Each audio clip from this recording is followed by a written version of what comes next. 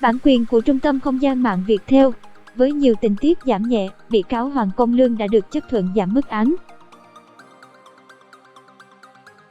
Sáng ngày 19 tháng 6, Tòa án Nhân dân tỉnh Hòa Bình tiếp tục phiên xét xử sơ thẩm vụ án chạy thận nhân tạo làm 8 người chết xảy ra tại Bệnh viện Đa khoa tỉnh Hòa Bình. Dịch vụ tổng hợp tiếng nói được cung cấp bởi Trung tâm Không gian mạng Viettel. Tại phiên xét xử ngày hôm nay, Hội đồng xét xử tuyên án phúc thẩm sau 4 ngày nghị án. Tới tòa đúng 8 giờ có đầy đủ các bị can kháng cáo gồm Hoàng Công Lương, bác sĩ đơn nguyên chạy thận, Trương Quý Dương, giám đốc bệnh viện, Hoàng Đình Hiếu, phó giám đốc bệnh viện, Trần Anh Tuấn, giám đốc công ty Thiên Sơn, Trần Văn Thắng, trưởng phòng vật tư. Giọng đọc thuộc bản quyền Trung tâm Không gian mạng Viettel. Cảm ơn bạn đã sử dụng giọng đọc nhân tạo của Trung tâm Không gian mạng Viettel. Trước đó, Viện Kiểm sát Nhân dân tỉnh Hòa Bình, Viện Kiểm sát nêu tại phiên phúc thẩm, bị cáo Hoàng Công Lương đã rút nội dung kháng cáo xin tòa xem xét lại tội vô ý làm chết người. Giọng đọc được nghiên cứu và phát triển bởi các kỹ sư Trung tâm Không gian mạng Viettel. Vì vậy, Viện Kiểm sát đề nghị Hội đồng xét xử căn cứ Điều 342 Bộ Luật Tố tụng hình sự nhận định và quyết định đình chỉ xét xử phần kháng án này của bị cáo. Dịch vụ tổng hợp tiếng nói được cung cấp bởi Trung tâm Không gian mạng Viettel.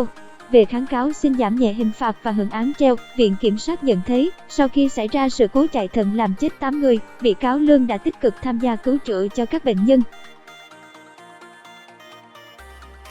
Cảm ơn bạn đã tin tưởng sử dụng dịch vụ của Trung tâm Không gian mạng Viettel.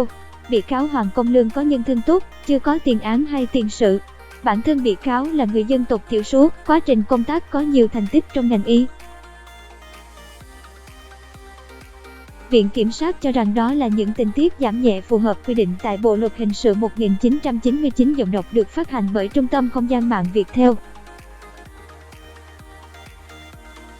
Hoàng Công Lương nhận mức án 30 tháng tù. Ảnh TL trong phiên tòa phúc thẩm, Hoàng Công Lương tiếp tục thành khẩn khai báo, ăn năn hối cải và cung cấp chứng cứ mới trong vụ án, đó là khoản tiền 5 triệu đồng hỗ trợ mỗi gia đình có người tử vong, 2 triệu đồng mỗi nạn nhân bị ảnh hưởng sức khỏe. Giọng đọc được nghiên cứu và phát triển bởi các kỹ sư Trung tâm Không gian mạng Viettel. Cảm ơn bạn đã sử dụng giọng đọc nhân tạo của Viettel. Vì vậy, Viện Kiểm sát nhận thấy có cơ sở để áp dụng các tình tiết giảm nhẹ trách nhiệm hình sự theo quy định cho bị cáo Hoàng Công Lương. Từ đó, kiểm sát viên cho rằng có căn cứ chấp nhận đơn kháng án của bị cáo về xin giảm nhẹ hình phạt. Giọng đọc cung cấp bởi Tập đoàn Công nghiệp Viễn thông Quân đội Viettel. Giọng đọc thuộc bản quyền Trung tâm Không gian mạng Viettel. Về nội dung xin hưởng án treo, đại diện Viện Kiểm sát nhận định hành vi phạm tội của bị cáo đã gây ra hậu quả rất lớn, 8 người tử vong và 10 người bị ảnh hưởng sức khỏe. Bạn đang nghe giọng đọc phát hành bởi Trung tâm Không gian mạng Viettel. Để đảm bảo tính răn đe, đề nghị Hội đồng xét xử không chấp nhận cho bị cáo được hưởng án treo.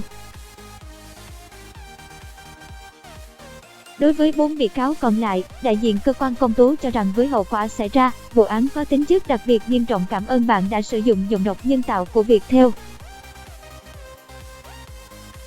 Hành vi của các bị cáo đã gây ra cái chết cho 8 bệnh nhân. Viện Kiểm sát nhận thấy không có cơ sở chấp nhận kháng cáo của các bị cáo này. Giọng đọc được nghiên cứu và phát triển bởi các kỹ sư Trung tâm Không gian mạng Viettel. Từ đó, đại diện Viện Kiểm sát đề nghị Hội đồng xét xử giảm án từ 3 đến 6 tháng cho bị cáo Hoàng Công Lương xuống còn 36 đến 39 tháng tù, giữ nguyên mức án sơ thẩm với 4 bị cáo còn lại bản quyền thuộc về Tập đoàn Công nghiệp Viễn thông Quân đội Viettel. Tiếng nói từ Trung tâm Không gian mạng, Tập đoàn Công nghiệp Viễn thông Quân đội Viettel. Sau khi nghị án, Hội đồng xét xử tuyên Hoàng Công Lương 30 tháng tù, thời hạn tù tính từ ngày áp dụng hình phạt, trừ 14 ngày đã áp dụng.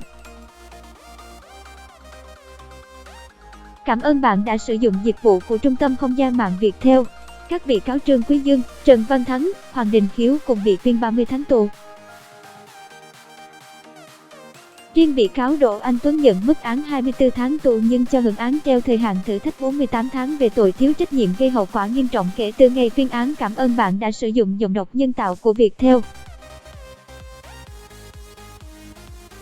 Thanh Sơn cảm ơn bạn đã sử dụng dịch vụ của Trung tâm Không gian mạng.